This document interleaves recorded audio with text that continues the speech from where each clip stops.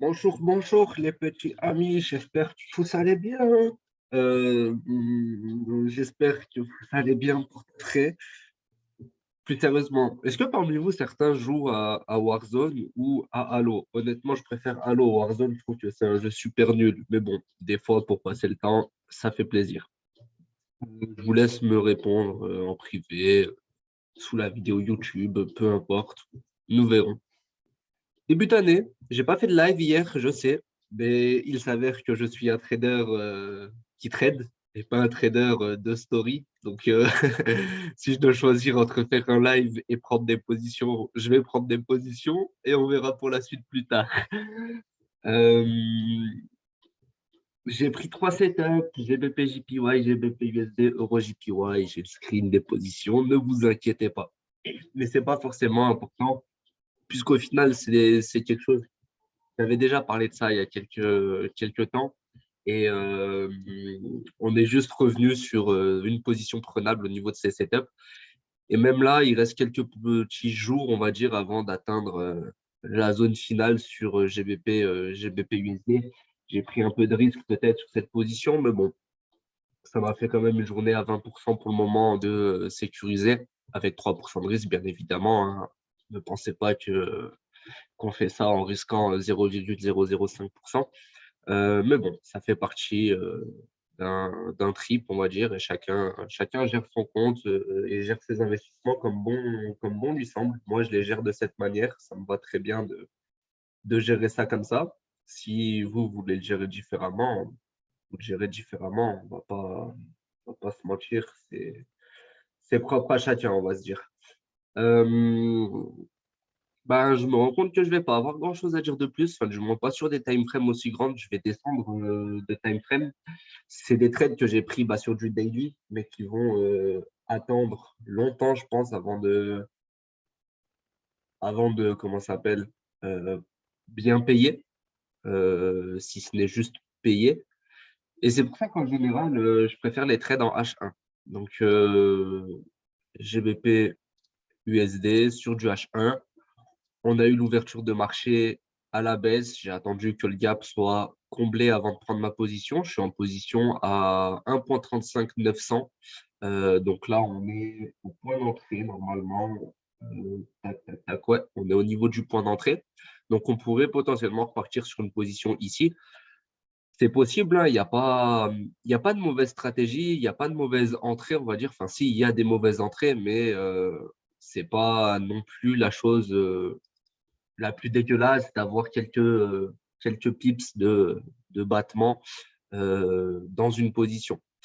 Euh, Au niveau de la cible sur du H1, je viserais bien donc un 23,6 assez safe. Ça nous donnerait quelque chose par là. Donc finalement, le 500, ça nous donnerait 40 pips. Du 1 pour 4, ce serait très propre. Et c'est pour ça que je prends aussi la position sur du H1 pour pouvoir avoir un ratio plus important parce que quand tu as 50 pips de SL, je n'ai pas 50 pips de SL, bien entendu, j'en ai 25 exactement sur le swing. Mais quand tu as 25 pips de SL, ben, il te faut deux fois et demi plus de position, enfin de parcours de marché pour gagner autant que quand tu en as 10. Donc, voilà pourquoi le G-Pips reste intéressant. En termes de zone, on va avoir le 36 juste au-dessus qui, lui, a un intérêt. Donc, on va le notifier. Ça nous préparera le graphique pour plus tard dans l'année. Et on va avoir à côté, on va dire ça, cette espèce de bad range. Je ne sais pas trop comment l'appeler pour vous, mais disons bad range. Disons cette espèce de bad range qui, qui peut avoir un intérêt comme qui peut ne rien avoir comme intérêt en réalité. On verra ça dans le temps.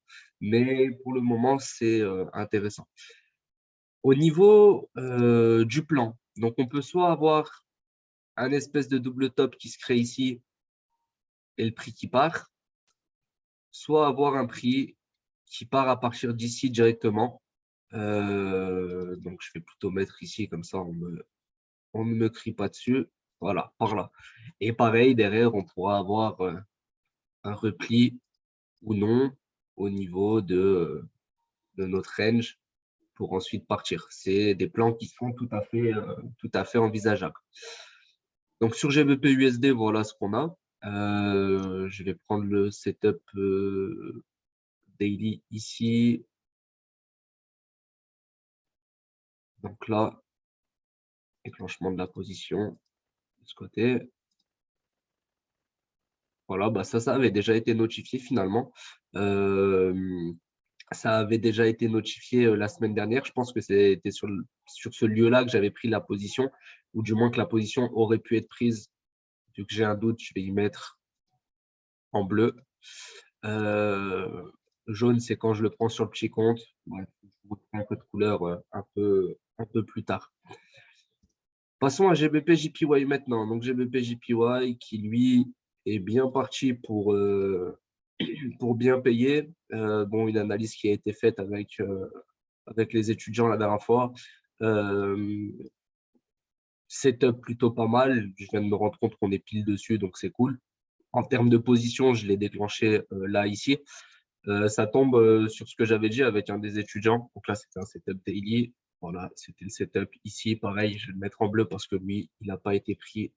Il n'a pas été pris la semaine dernière. Mais par contre, on revient sur la trendline, donc ça tombe bien et ça me valide finalement cette trendline bleue qui, elle, va devenir une trendline noire parce que intéressante et la blanche, elle va passer en jaune. On tombe sur quelque chose d'assez cohérent et d'assez intéressant qui assure pullback, le prix de place, on va dire, convenablement pour pouvoir potentiellement partir bien plus loin et nous emmener vers une position intéressante. Et donc, ben là, je suis en attente sur ma position, tout simplement. Il n'y a pas besoin d'aller chercher midi à 14 heures ou midi, comme dirait ma grand-mère, à 14 heures. C'était une blagounette que certains ne comprendront pas, tant pis pour eux. Le trade a été déclenché là pendant la nuit, voire même très tôt ce matin, tôt ce matin, si certains ont la ref, mais je pense pas. C'est pas grave, peu importe. C'est dur d'être incompris, mais on s'en fout. Donc, la zone d'accumulation, on voit qu'elle est là, enfin du moins une zone d'intérêt plutôt, ce serait pas réellement une zone d'accumulation parce qu'on n'a pas grand-chose dedans, mais ça serait une belle petite zone d'intérêt. Le trade a été déclenché. La valeur exacte du trade, c'est parti à 157 300 exactement, donc on va mettre un marqueur au niveau du 300. J'ai pas eu de drawdown parce que je l'ai pris au bon moment. J'aurais pu en avoir un. Bah, finalement, c'était le bas du range. Donc, voilà. Enfin, j'ai pas eu beaucoup de drawdown plutôt. J'aurais pu en avoir plus. Mais je me suis positionné par là, à 7 heures du mat. Donc, plutôt cool comme position. Et je vais mettre une flèche directement, ce sera plus cohérent. Donc là, vente, là, blanc. Donc, sur ce graphique-là, j'ai dit que j'avais pris la position ici. Donc, je l'ai prise un peu plus tôt. GBP USD, c'est 911, donc c'est à peine au-dessus de là où on est. Donc honnêtement, on va comptabiliser comme si c'était 900. C'est pas grave pour le point virgule 1 qui est au-dessus. Ça change rien au trade en réalité. Le dernier trade qui a été pris, et j'en profiterai juste derrière pour vous montrer donc la prise de position. Je vais juste ouvrir Discord sur le PC.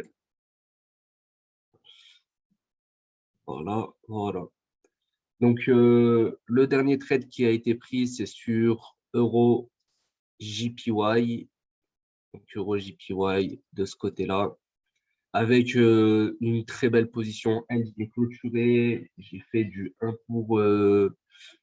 1 pour, non, un peu plus. Où est-ce que je l'ai pris exactement le trade Euro JPY? Je l'ai pris à 348 et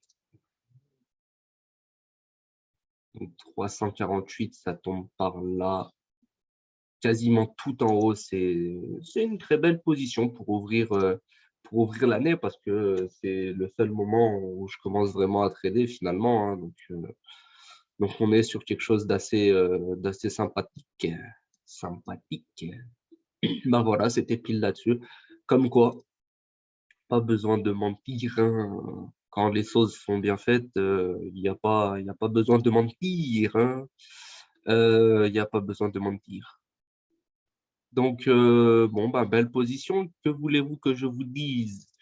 TP 23-6, ça m'a fait du 1 pour 3 pour la position intraday et pour la position swing, elle est toujours en cours. Je l'ai pris avant de dormir, donc c'était 2-3 heures du matin. Donc là, on va dire texte TP 3, ici, style, non, c'est visibilité, non, non, non, ok, ça passe en vert vu que c'est un TP.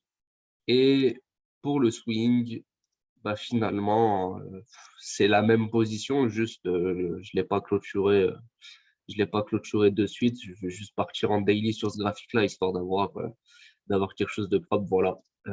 Donc, attendez 2 petites secondes. Je mets la zone de marquage en H1. Voilà. Et ensuite, je passe en daily. Je vais récupérer une des trendlines parce que ça peut être intéressant de vérifier si ça passe ou si ça passe pas. Et une touche, deux touches, troisième touche ici, c'est magnifique. Et donc en swing, on est sur la vente de ce côté-là et on va patienter. On va patienter le plus longtemps possible pour essayer de faire partir le chat que j'ai entre la gorge, pour pas dire autre chose, depuis que je me suis pris le SL la dernière fois en même temps que GJ et j'ai eu. Mais c'est pas grave, ça m'avait bien payé sur les deux autres paires. Euro USD, j'ai rien pris. Ça me parlait pas. Moi, ça me fait chier Euro USD pour le moment. Tant qu'il fait pas son double bottom, il me fait chier. Et tant qu'il me fait chier, bah, il y aura pas de trade dessus. Et dans tous les cas, il pipe moins que le reste, donc j'en ai rien à foutre. Voilà, voilà, hein. Quoi dire de plus? Quoi dire, quoi faire? Rien. Donc on va vite fait voir. Voilà, prise de position ici. Donc, EuroJPY 348, GBP-JPY 300, GBP-USD 911. Je ne suis pas un menteur, mais c'est pas grave, hein. Vous pouvez croire le contraire, j'en ai rien à foutre. Et la position sur EuroJPY, j'ai pas screen les autres parce que bah, j'y ai pas pensé quand j'étais devant le PC tout à l'heure et devant le téléphone tout à l'heure. Et là maintenant, autant vous dire que j'ai d'autres occupations que de m'occuper de screen ça ou de pas screen ça. Rien à foutre en réalité. Voilà, voilà, on a fait le tour, c'est plutôt bien, c'est plutôt cool, on est plutôt bien, on est plutôt cool. Est-ce qu'il y a quelque chose à dire ou à redire? Bah, je ne pense pas parce qu'on a fait quelque chose de bien, hein. C'est un bon début d'année, c'est un bon début de semaine, c'est un bon début de tout, c'était une bonne fin d'année. Enfin, j'ai pas grand-chose à ajouter. Si, je vais revenir sur ce que j'avais dit la dernière fois par rapport à ça, en fait, par rapport à TradingView, les chartes avec le fait de payer l'abonnement et tout. Je reste sur mon avis, payer un abonnement quand vous n'êtes pas rentable, c'est pas intéressant. Si vous voulez le faire, faites-le. Moi, je m'en fous, juste, je trouve ça débile. Et si dans votre optique de trader, vous pensez qu'il vous faut le meilleur matériel et le meilleur setup et le meilleur tout, bah, dites-vous qu'il y a des gens dans l'équipe, et moi le premier au départ, on faisait de l'argent qu'avec le téléphone. Donc bon, à un moment, il faut être cohérent. J'ai Sébastien qui trade qu'avec son téléphone. Il trade qu'avec le tel. Donc à un moment, faut se resituer dans le contexte, hein. Comme pour les stories, encore une fois, je ne suis pas un trader de story, je suis un trader qui veut gagner des sous. Donc si je dois choisir entre poser un setup en story et dire bonjour tout le monde, regardez, j'ai gagné 200 € ce matin, ou gagner 200 € ce matin et ne pas avoir de screen et rien avoir à foutre, ben, je vais juste prendre mes 200 balles et on verra si j'y pense à mettre une story, quoi.